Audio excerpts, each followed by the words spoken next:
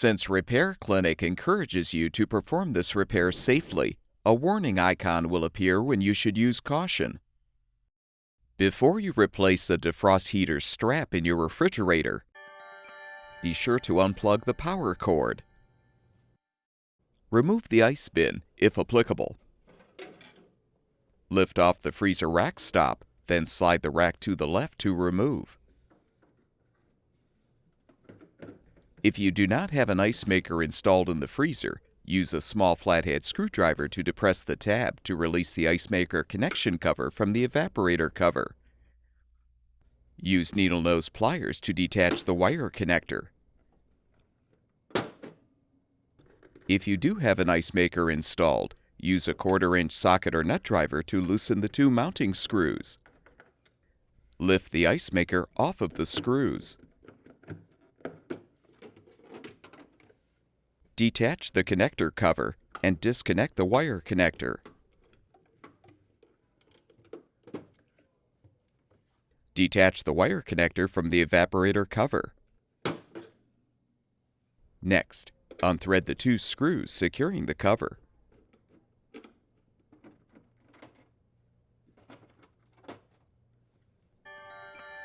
Pull the cover forward from the top. Detach the grounding wire, then disconnect the evaporator fan motor wire connector, and you can fully remove the cover. Pull the evaporator forward to detach the 2 bracket and foam block assemblies from the liner. Set the assemblies aside.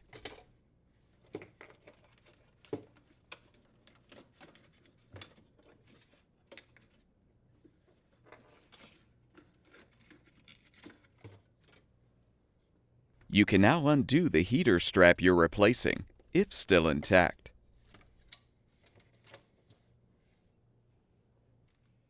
Install the new defrost heater strap by wrapping it around the evaporator coil and heater, then insert the end through the slot in the strap.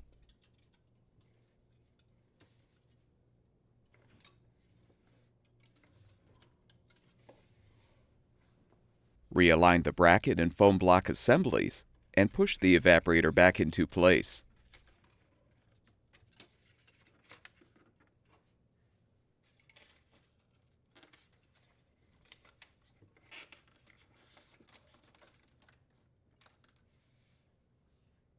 Reinstall the evaporator cover by first connecting the fan motor wire connector.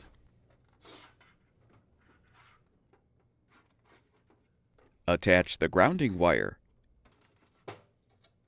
Then align the bottom edge of the cover in the groove. Insert the ice maker wire connector through the hole in the cover as you fully reposition the cover.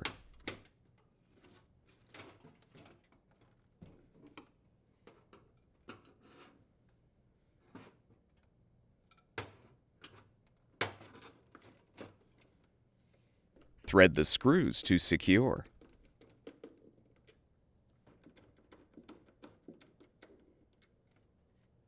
If applicable, reinstall the ice maker by connecting the wire connector, then align and snap the connector cover into place. Position the ice maker on the fill tube and the mounting screws, then tighten the screws.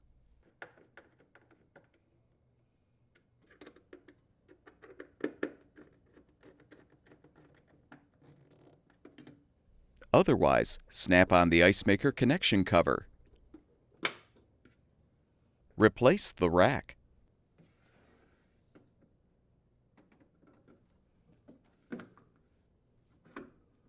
Snap the rack stop into place. Replace the ice bin, if applicable. Plug the power cord back in, and your refrigerator should be ready for use.